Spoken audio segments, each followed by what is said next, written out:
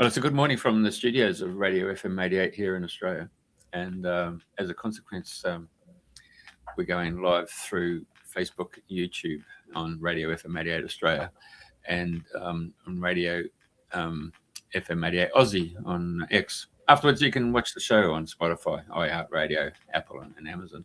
Without further ado, I'm going to hand it straight across to my co-host and colleague, Elise from the area of Cape Canaveral in Florida. And it's a good morning to you. It's a good evening to you. Good morning, good evening, wherever you're listening from. Thank you for being here. I have the honor of having Samuel Chong with us today. I'm very excited to talk to him after reading 90% of the book. I tried to go as fast as I could. And so I'm very excited, Samuel, to have you here. We are going to talk about I'm going to call it the Golden Planet, and it was a abduction to the Golden Planet, but it's called something else. And I'll let you say the name because it's an interesting name. So Samuel, welcome. Thank you for being here, and tell us all about you. Yes, I'm a lawyer in California, and I've been a certified court interpreter as a Chinese translator in Los Angeles for over 20 years. I was born in Beijing, China, but I have the fascination of the unknown to learn more about the paranormal activities, as well as near-death experiences and reincarnation, which led me into researching the stories of ET contactees, which led me to this book, also known as the Thiaoouba Prophecy. Okay, Thiaoouba. I'm going to write it down. Okay, excellent. So tell us, how did you get connected to this amazing book?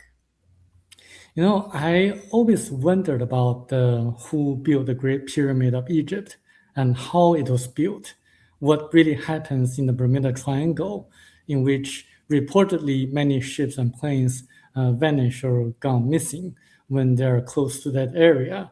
There are also stories about people who hike in the national parks in the US who just gone vanish, as reported by David Paulides. I also hear stories about reincarnation, about people who have near-death experiences. And I wanted to learn more about those kind of events and knowledge. I don't think that anyone on Earth would be able to really give us the right answer. So I was looking for extraterrestrial information or contacts. So I did the research on books written by ET contactees, hoping that the ETs can give us the right answers. And I found this book, Abduction to the Next Planet, or the Golden Planet. Oh, okay. All right. Excellent. And so how did you get connected to the author to kind of now go on shows and talk about the book instead of the author, being the one, talking about the book? So what's the connection? You know, as I was reading the book, in the very beginning, I thought it's just another story, maybe a science fiction. But when I read the chapter on who was Christ, it really shocked me because everything within the book can be verified, especially about the tomb in Japan, the tomb of Jesus in Japan. So I wanted to find out more because the author in the postscript says that there are more incredible things that he learned from the ETs, but could not write in the book. And I wanted to know what else he knew, but couldn't write in the book. So I tracked him down. He was living in Vietnam at that time. I visited him and tried to find out additional information, but he refused to give me the insights. But then he asked me to get the book published in China. Later, I learned that if I do that, he would be willing to tell me that one thing he was not allowed to write in the book. So that after I got a book published in China and Taiwan, which became a bestseller in both countries, he invited me to visit there again to meet him in person. And he told me that one thing that really shocked me.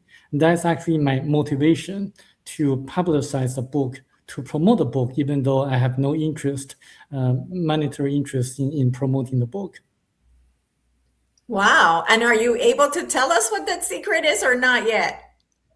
Well, I would encourage people to read the book first and then ask me that question so I can reveal some hints or maybe give some clues to that information. I can give you like one hint because you read 90% of the book already. Is analogical or similar to what happened to Noah in the past. Remember that Enoch was taken by the ETs or Enoch went away with God. And then a few decades later, Noah was told to build an ark. So if you think about it, Michel Desmarquet, the author, was taken by the ETs to their planet. He was gone for 9 days. And then like you can imagine what's going to happen a few decades later. But the future depends on us, our actions. We can really make the future as great as possible, but also catastrophes may also happen if we don't follow the right path. Yeah. Okay. All right. Well, this is my second time reading the book. I read your book after I saw you at Journey to Truth podcast. And I read the book back then, but that was all back. So I had forgotten really most of it.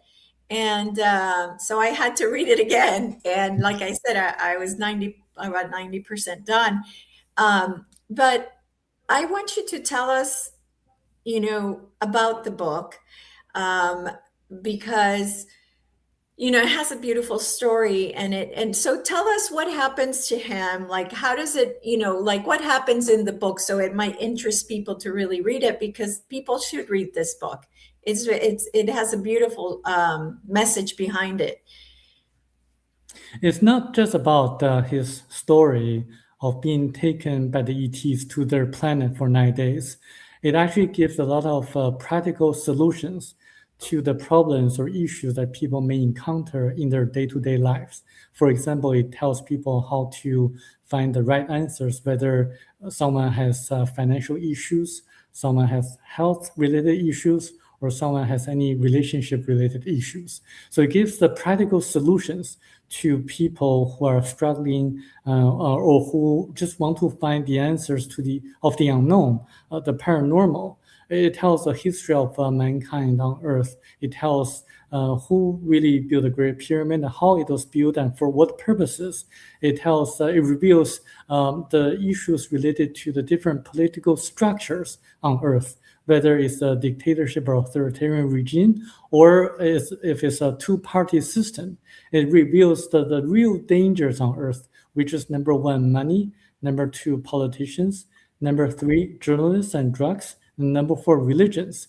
And it also tells the people that China may be leading the Americans or Australians ahead in learning about advanced ET knowledge, because the Americans are focusing on the ETs whose vehicles crashed in Roswell.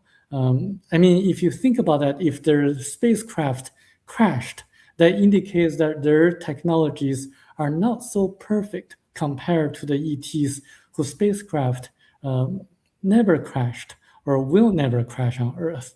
The spacecrafts of the Thiaoubans of the Golden Planet, in which the author had the privilege of visiting there for 9 days and receiving advanced information, knowledge, and technologies. And the book has many details that would lead people into additional research and revelation and enlightenment. Yes, absolutely. And it's funny because you kind of tell people something that I wrote down, which, as you said, what are the biggest issues on the planet? And it's definitely not nuclear warheads or anything like that, right? It's what you mentioned, those four things. And so it's really, truly a beautiful book. But because we have still 1 hour to go into interview, I was hoping maybe you could just cover like what happens to him, like what's the story, so people so not only is it a beautiful message, but also it's an interesting story as well, and of how he describes the ETs that are around him, the aura description about the auras and the halos and all that stuff. So if if you can just tell us a little bit about just the whole story of him and how he gets abducted and what happens to him. So what happened was that back in June 1987, he was sleeping in Cairns, Queensland, Australia. He was a landscaper and he slept very tight normally. But that one night, he woke up suddenly in the middle of the night. And then he didn't know why, but he wrote a note to his wife saying that he'll be gone for 10 days and there's absolutely no need to worry about him. And he walks outside of his house. He was lifted up to the middle of the air where he saw a beautiful, tall being, which is an ET, a female form, with really, really kind of attractive, having an attractive look, and who told him that they were going to have a trip together to their planet. And then he had no choice but to follow her instructions of going inside of spacecraft, in which he was disinfected using yellow light and blue light, which I later found out indeed to have antibacterial, antiviral effects, as proven by Harvard Medical School in a research study. But that paper was published many years after the author Michel was abducted or taken by the ETs, or having disinfected by the ETs. And on their way, they stopped at a different planet that was in the aftermath of a Holocaust, a nuclear Holocaust. And he was told what happened to the planet because they had political issues in which nuclear war broke out and kind of decimated the entire population on that planet. And he saw a lot of people being deformed from the effects of radiation. And then the ETs collected the soil samples to test the radiation levels. And he saw the people on that planet pray to them and in order to thank them, and seeing them as gods or goddesses. And he was having this kind of very unique feeling that the people on that planet saw the ETs as gods in their eyes. And then they went on to their journey and to the planet Thiaoouba, which is a golden planet. He calls that planet the golden planet because he saw a golden mist surrounding the planet as they approached or towards the landing on that planet. The people there are extremely beautiful and compassionate and loving people. He didn't feel any he didn't feel any threat or any unease. He felt love and compassion. And in fact, when one of the Thiaoubans, the ETs, put their hand on his shoulder, he felt kind of fluid vibrational feeling that caused him to like that kind of feeling. And he later discovered this one thing, that the people on that planet all look like in their 30s. He learned that they don't age at all. They can live forever because they can generate and regenerate their body tissues and cells. So they're always happy, just like receiving good news every second. They don't have any money on the planet because no one took advantage of each other, because they don't need any money. There's no government, and they don't need to have any fences or security cameras because people just don't do harm to others. They communicate through telepathy, and they look like Caucasians. They have blonde hair, they have blue eyes, but they are hermaphrodites, meaning that they have both male and female sexual organs.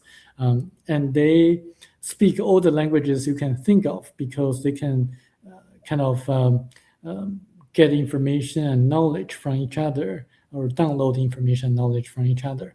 They can levitate.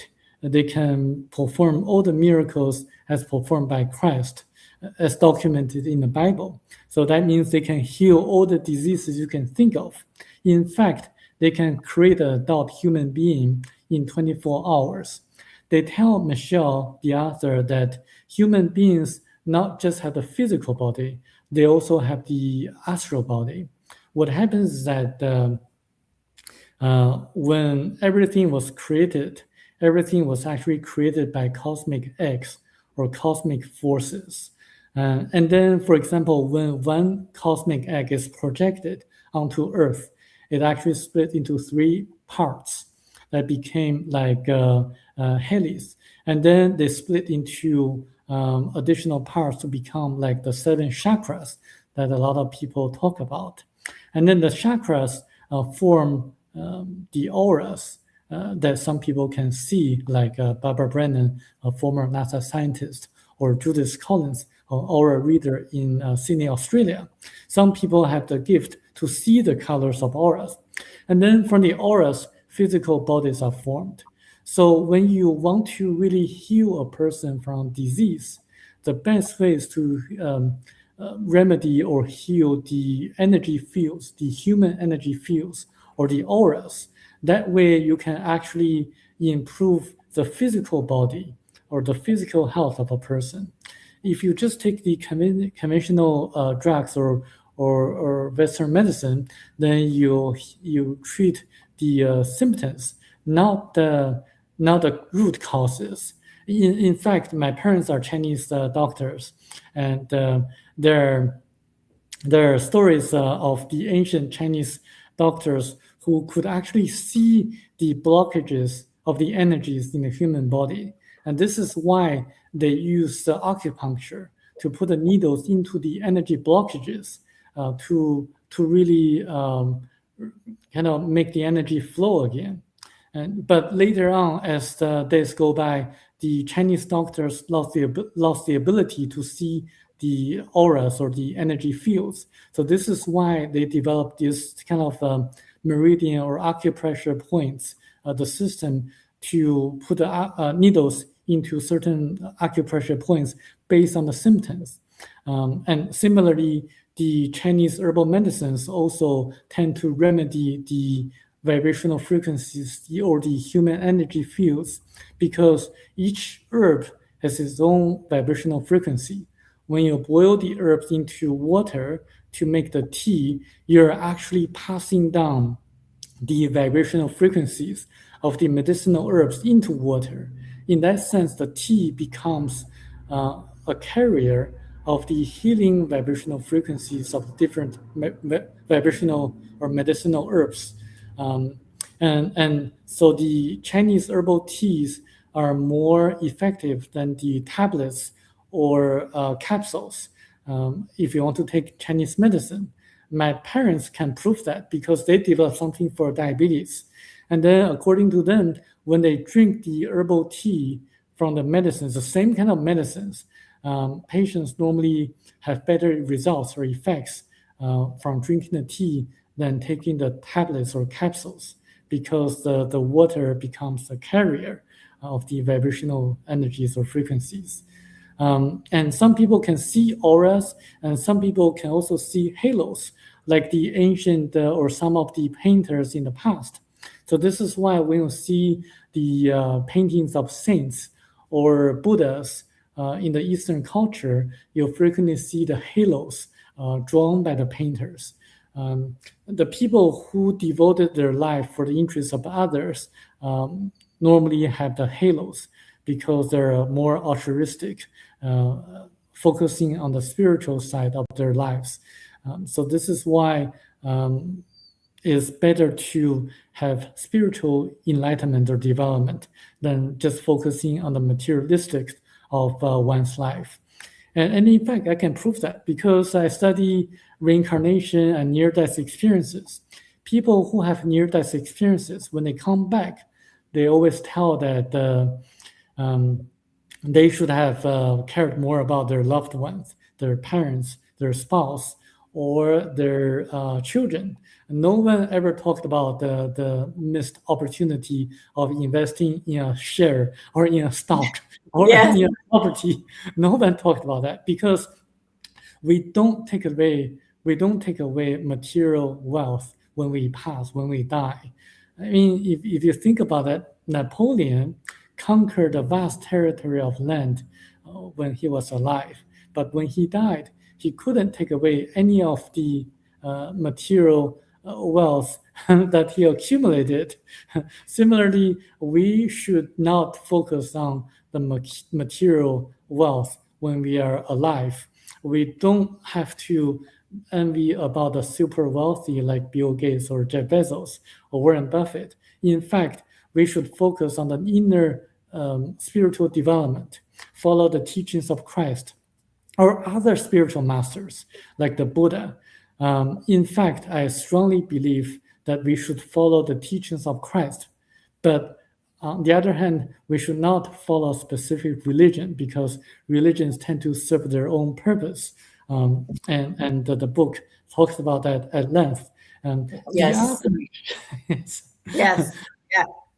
And the other thing, before you move on to all the other stuff that's in the book, when he's talking about auras, he does talk about how when you dress, when you wear the colors that complement how you feel. So it really matters when you're wearing clothing, what color you pick, because it can create a really good day for you or a bad day for you, because it's not at odds. If the color is making you feel good, then wonderful. But if you pick colors that go against what you're feeling, then it creates for more not a balanced day, right?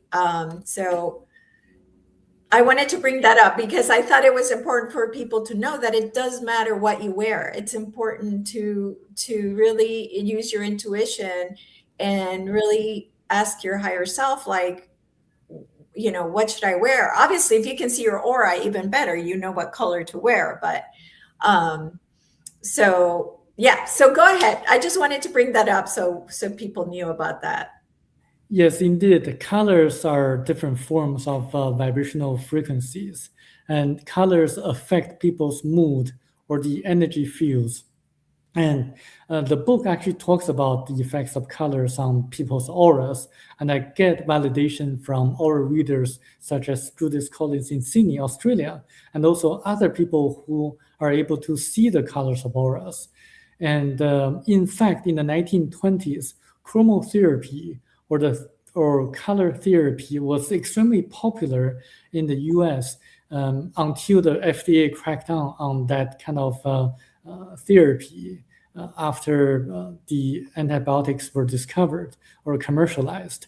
Because color therapy was so effective that they can heal and treat all the different diseases you can think of at that time. And in fact, there are different books on chromotherapy or color therapy. There's one book titled Let There Be Light and by Mr. Dinsha. And that book specifically focuses on different diseases and different colors that can heal the different issues or symptoms. And so I think that when you incorporate the different colors of clothes that you wear into your day-to-day life, and also the different colors in your rooms, you can actually make yourself a little bit more healthy than before. In fact, there are specific peer-reviewed studies on the effects of colors. For example, there's a study on the effects of green color, the color green, for people who have migraines or headaches. And it's so effective. The green lights, LED lights, are so effective that after the experiment, the participant wanted to get the green LED lights for free because they wanted to bring the lights home so they can treat their migraine, the issues of their migraines. And there are also other studies on the effects of pink color, which calms people and also reduces muscle strength by about 30%. And similarly, the color red energizes people. By the way, there's a story I want to share to you, is that pink, the color pink, reduces muscle strength by 30%. And there's a coach, football coach, in the University of in one of the universities in the U.S. I won't name it because it may embarrass them. So that coach knew about this, so he painted the locker rooms of the visiting teams into pink color, and he never lost the home game. So you can think knowledge is power. If you know this, you can take advantage of that. Well, that's a great story. Yes. I love that. I love that. That is great. That is awesome. In the book, he also talks about how the ETs are a lot taller, right? Aren't they like super tall? I don't know centimeters, and he describes them in centimeters, but I'm assuming that they're much taller, right? They're about 9 or 10 foot tall, about 2 or 3 meters tall. Yes. Yeah. So I found that so interesting how it's very detailed, the book about the ETs, how they give him, how it's super bright, and they have to give him these goggles or these helmets so that he doesn't see with such brightness, because we don't even see the colors, all the colors here. We're not able to see all the colors that exist. And over there, you're able to see mostly all of them, I would think. And so they give him this helmet so that he can, so it doesn't damage his eyes, right? That's right. The planet Thiaoouba is very, very kind of colorful. So the colors are so strong, the lights are so strong that he had to wear facial masks like sunglasses to filter out the strong colors and lights. And in fact, there are a few different things that are different from Earth. One is the strong colors, and the other is gravity. The planet Thiaoouba has lighter, lighter gravity, so he had to be a little bit careful when he moved around, just not to fall down or something. And everyone on the planet communicated through telepathy, and they didn't eat a lot of solid food. They ate powders and like honey meal, like a liquid, a honey liquid. And he actually tasted manna because the Thiaoubans were heavily involved in the history of mankind on Earth. And a lot of the events were actually recorded and documented in the ancient scriptures in the Old and New Testaments in the Bible. Yes. And so he was talking about how they were considered gods, and then his guide is actually one of the Moai in Easter Island. So one of it was, it's one of the Moai that was carved in Easter Island. I thought that was so interesting. Yes, and it tells people, the readers, how the statues or moas on Easter Island were built using anti-gravitational technologies and ultrasonic vibratory systems to cut the huge stones in a very precise manner. And they explained to Michel, the author, that if you can use a kind of vibrational frequency to neutralize gravity, then you can actually make a huge stone, gigantic stone, become weightless without weight. And this is the same way that they built the Great Pyramid of Egypt. And yes, they're amazing people. I mean, if you read the book, you're going to read a lot of details, that can enlighten you in different ways. Absolutely. And also the description of the 7 I can't call them gods, but the 7 beings, the 7 masters. So the masters, that was so interesting with their halos and golden auras. I mean, it's like they had golden around them, like a golden mist around them. Yes, and in fact, when Michel saw them, and he describes it that they had a hard time keeping in their physical form. So they frequently appear or disappear. Kind of, they have to try hard to keep in their physical form because they can join and rejoin the great ether or the great spirit where everything is created from. And it actually, everything is created from the great ether or God through a Big Bang event. And the book explains how that occurred and why that occurred and how humans are different from animals in different ways. Yes, beautiful. Tell us about the part about Jesus. What else Yes. can you tell us? What does the book talk about Jesus? What does it say?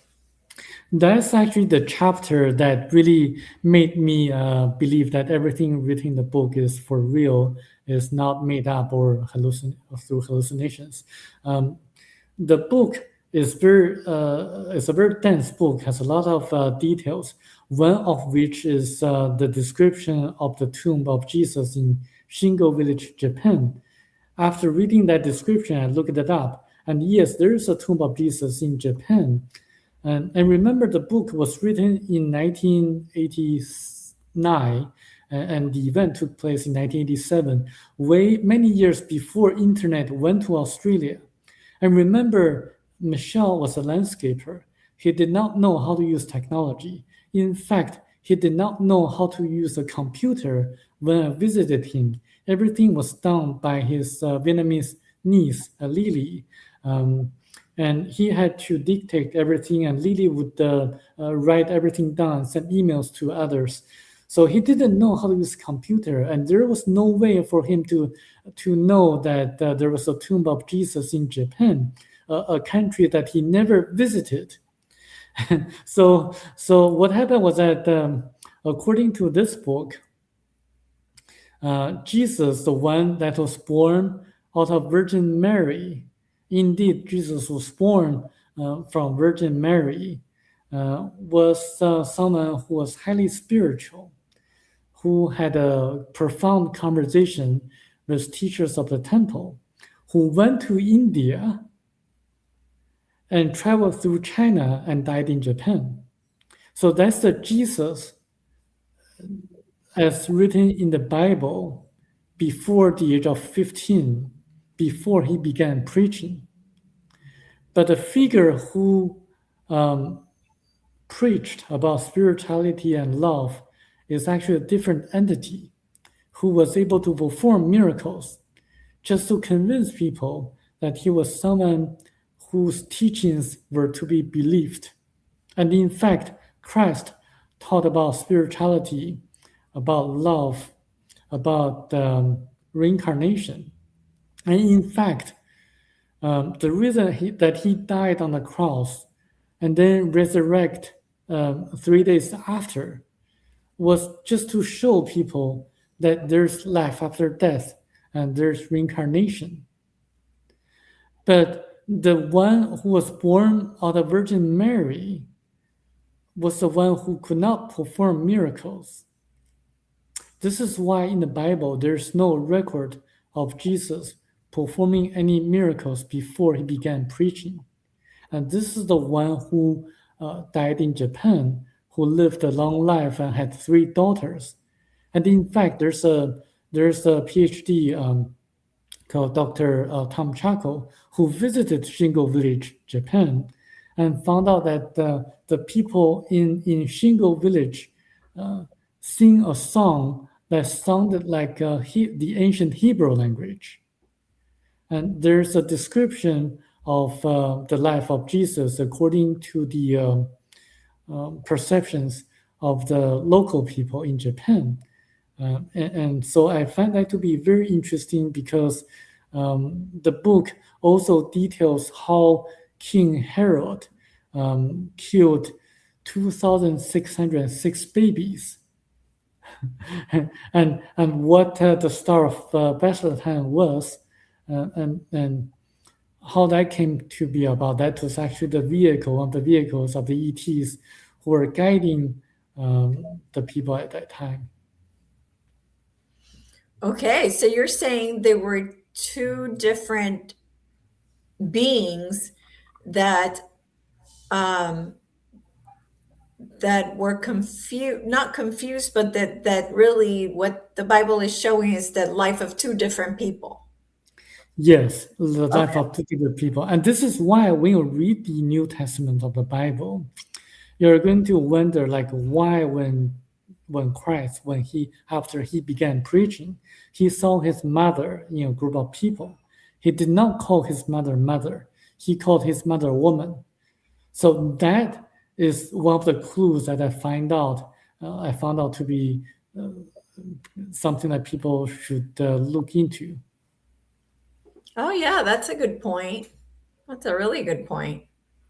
Wow. So that's very interesting. And so the main reason that he's abducted is because, and correct me if I'm wrong, is because they want him to write word for word everything that is shown to him so that he can bring the message to people that our world is in going the wrong way. And Yes, so that we need to change our ways from materialism, as you mentioned, to love, to loving those that are not even the people that we don't agree with. So I'm going to read that because I wrote it down.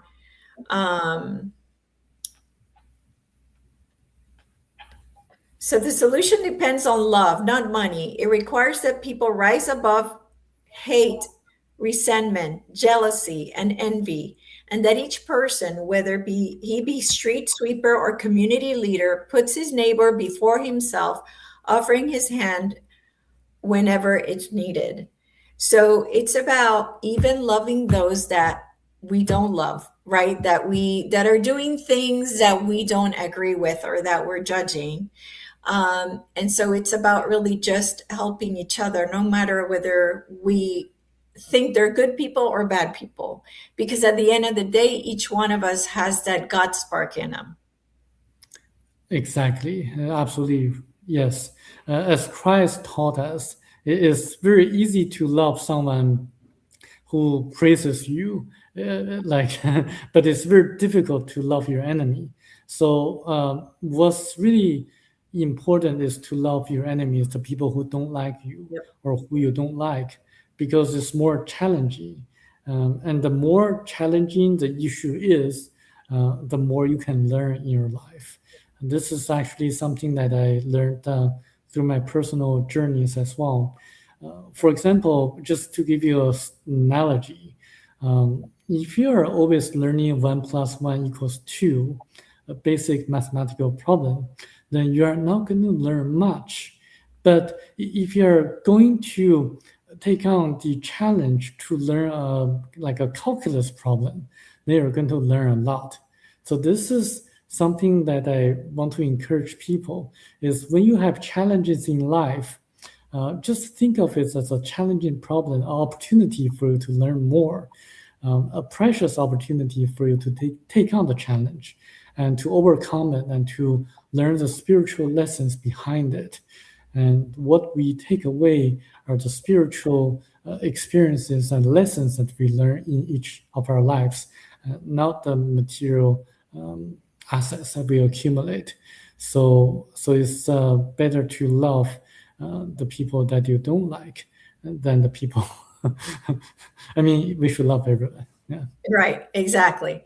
So I want you to talk about something that's coming to mind too that I think should be mentioned is the idea of how Earth is the lower level planet. So there are these planets of sorrows, or what was it called? Something of sorrows. Sorrows, planet of sorrows. Planet of sorrows. Okay. So those are the lower level first grade planets. Like you are at kindergarten, you are at the start. And so Earth is one of these planets. So I want you to explain to people like the levels of the planets, because the Thiaoouba planet or people from Thiaoouba planet are like at the highest level before the creator, I guess. So can you explain those levels of the planets of? Yes, just bear with me on the audience. There are a total of 9 different categories of planets or different levels of planets in the universe. And we are actually living on category 1 planet, just like an elementary school, learning the basics. And the Thiaoubans or the Jehovans are living on category 9 planet. This is why they have all these psychic abilities to levitate, to materialize objects, and to never die, and join and rejoin the great ether, the creator. And there are other levels in between. And I can give you a story as documented in the Old Testaments of the Bible. As you know, in the Old Testament of the Bible, people used to live 800 or 900 years or so. But gradually, the longevity of the people reduced to nowadays about 100 years or 110 or so. What happened was that the yellows, the Chinese, the yellows, and the blacks, the people, the aboriginals in Australia and the people in Africa, they originally came from category 1 planet. So were the Caucasians and the ancestors of the Polynesians, but not the Hebrews. The Hebrews came here accidentally because their spacecraft crashed in what's now today's southern Russia. And because of the weather, it was very cold. They migrated south to the Middle East, where Israel is nowadays. And they encountered the locals who wanted to rape their women. So they had to defend themselves. So they had conflicts with the locals from the very, very beginning. They were highly spiritual because they came from a different category of planet. So this is why they lived longer lives before. And this is why, if you look at today, even though the Jewish people only account for about 0.2% of world population, but 22% all the Nobel Prize winners are Jewish people. So they are kind of smart and intelligent, and they have the tradition of following the scriptures, and they didn't marry outside of their blood. Some of them marry out nowadays, but traditionally the Orthodox Jews, they don't marry out. So you can see that the book explains everything that you see as something that cannot be explained. And I think if you want to learn more about the history of different kinds of people, including the Caucasians, the Polynesians, and you should read the book word for word and to really learn like why certain things happen that way.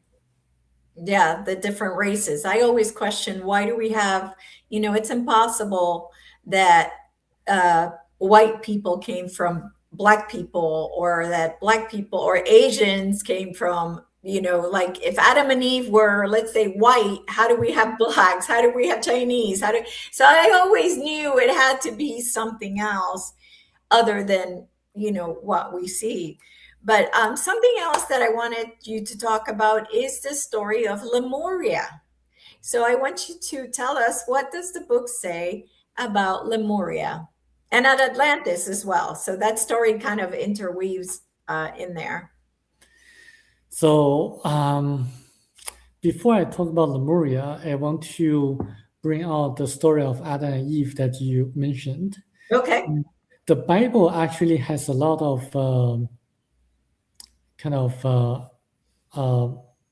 stories, or I will say for people to remember, allegories or maybe connotations of different concepts, one of which is the concept of free will. So when you are told not to eat an apple from a specific tree, but they still do, you're exercising your free will. And then you have to face the consequences. And that's actually the concept of free will as told in the story of Adam and Eve. The story of Adam and Eve may not necessarily a true story, but it may be something that just to tell a specific concept of free will. Because when God created every one of us, it actually inserted a tiny portion of itself to each one of us. So we are part of the Creator, and the Creator is part of us. And by that, we also have the free will, in which the Bible stories kind of tell that through the different stories. And actually, on the continent of Lemuria, there was a kind of a fruit on a specific tree that when you eat it, your mental agility is 3 times as more powerful than before. So when you eat that fruit, you're smarter. You can solve the problems that you wouldn't normally be able to solve. So that may be a story that's later on grafted into the stories of the Old Testament of the Bible. and I can tell the story of Lemuria. What happened was that Lemuria was a continent that existed in the Pacific Ocean about 300,000 years ago. And about 250,000 years ago, there was a group of people from the planet Remo X3 that were trying to migrate to a different planet because of the overpopulation issue.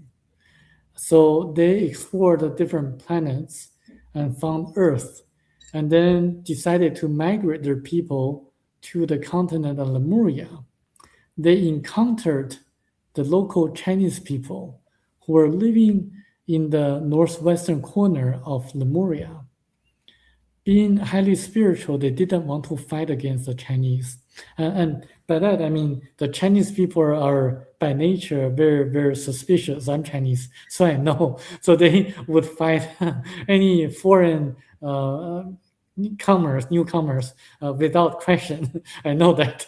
So that's what happened. So this is why they retreated back to the far side of the moon and built ET bases so that they can use the bases as transfer stations or bases to migrate their people step by step. And then the Chinese kind of diminished by nature or by natural causes. They were able to migrate more and more their people into the continent of Lemuria. They brought also a lot of their technologies, like the ones used to build the statues on Easter Island and the ones to build the Great Pyramid of Egypt. And on the continent, they established a very successful and flourishing civilization in which money did not exist, similar to Thiaoouba.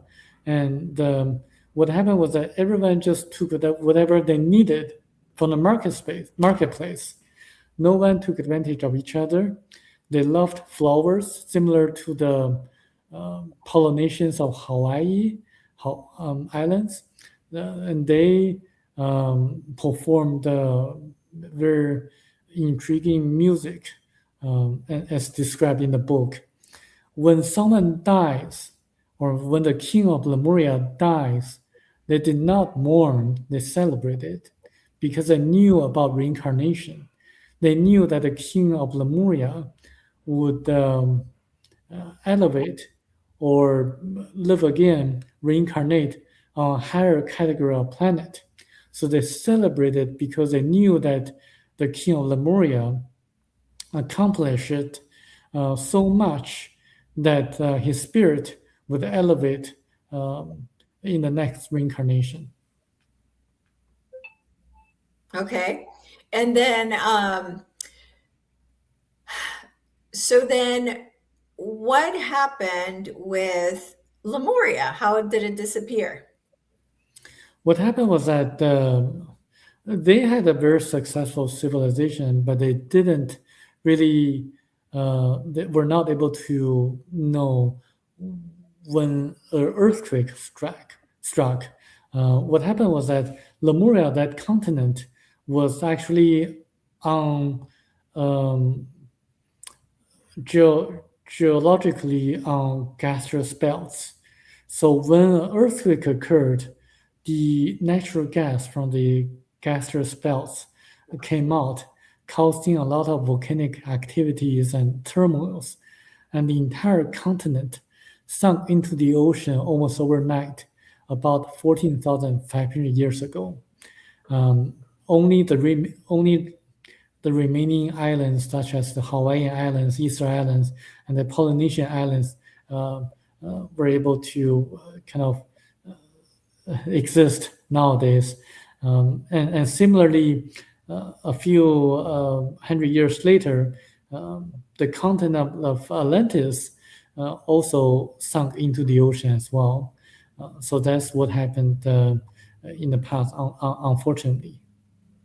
Yeah, and so in the book, he really goes into detail how it's happening. Like they have him there, and he's watching, and it's like in the book, it's very detailed how it all happens. So, if it's that's something that's interesting to people, then definitely the book will be very interesting because it also covers that, and it also covers what happens with Atlantis as well. Um, Now, is there anything else you can think of about the book that we haven't covered that you think people should know about? Yes, reincarnation, the purpose of life, and also time machine. Um, the Michel was actually taken by the ETs to see his past lives, and he saw briefly what he was in different past lives. Once he was a German mining worker who accidentally killed his wife and children. His wife, now children, and also once he was a Japanese goldsmith, once he was a beggar on street, once he was a queen on a different planet, ruling about a third of the entire planet. And what the ETs explained to him was that the different reincarnations that he had, or everyone else has, is similar to the different positions on a wheel. What goes up has to come down. That means that everyone has to experience the different roles and different lives in order to learn the different spiritual lessons. We are using our physical body as a tool to learn the spiritual lessons. Similarly, we are just like using our physical body as a tool to make a sculpture.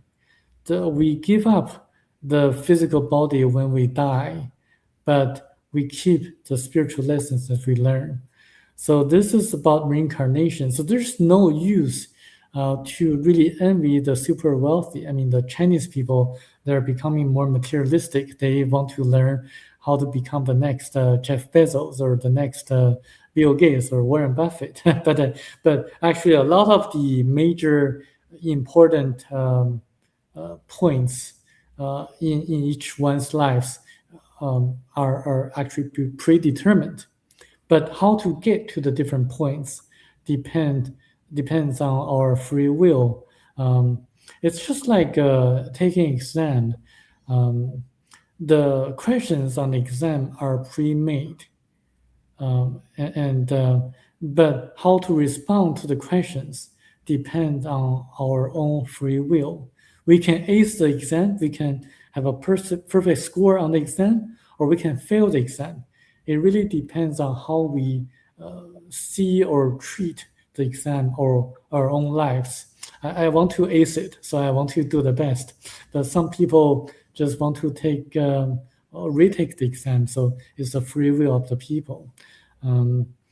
About the time machine, well, the book explains kind of in trying to encourage people to, or American scientists develop a time machine, because when a planet is born, everything is recorded or documented in a psychosphere, so that rotates at 7 times the speed of light.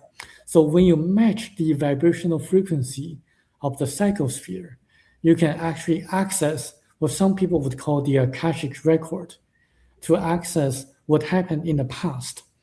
And the book talks at length about how to do that, and how they did that, how they witnessed what happened when Lemuria sunk into the ocean almost overnight. So when people have challenges in their lives, the best way is to look inside for answers. For the kingdom of God is within you, because we are connected to the source, the creator, through a higher self.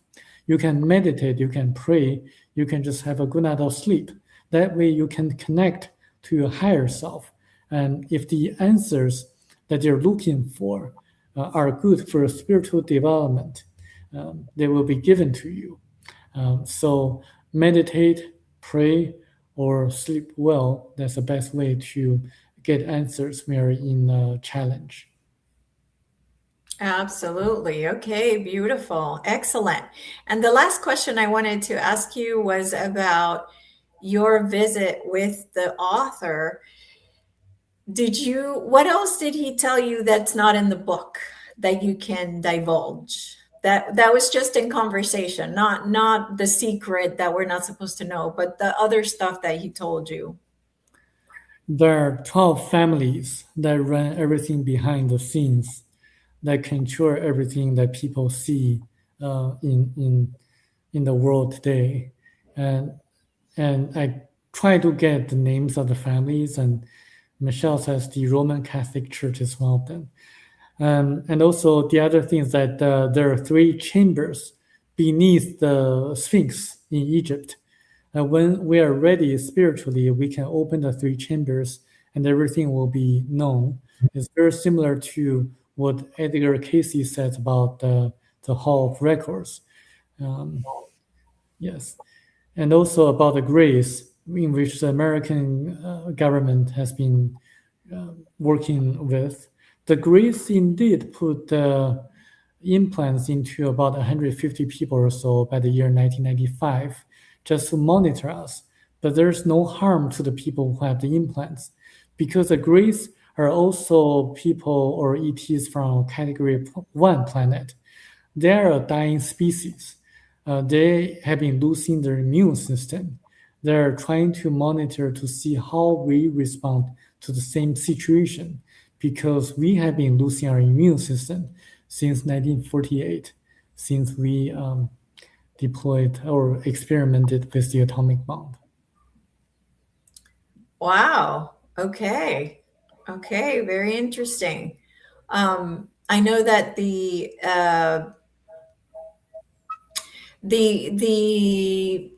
like there's less people having kids and so more men aren't able to have children. Like there's like the sperm counts aren't good enough or whatever. Like so definitely, we are being bombarded with different technologies to affect how we procreate and all of that. So, but I did find it interesting now that you mentioned that we are being monitored constantly by different ET races all the time. I mean, I know that the Thiaoubans are monitoring us, and and you know what comes to mind too, when they said that the higher self will interfere if you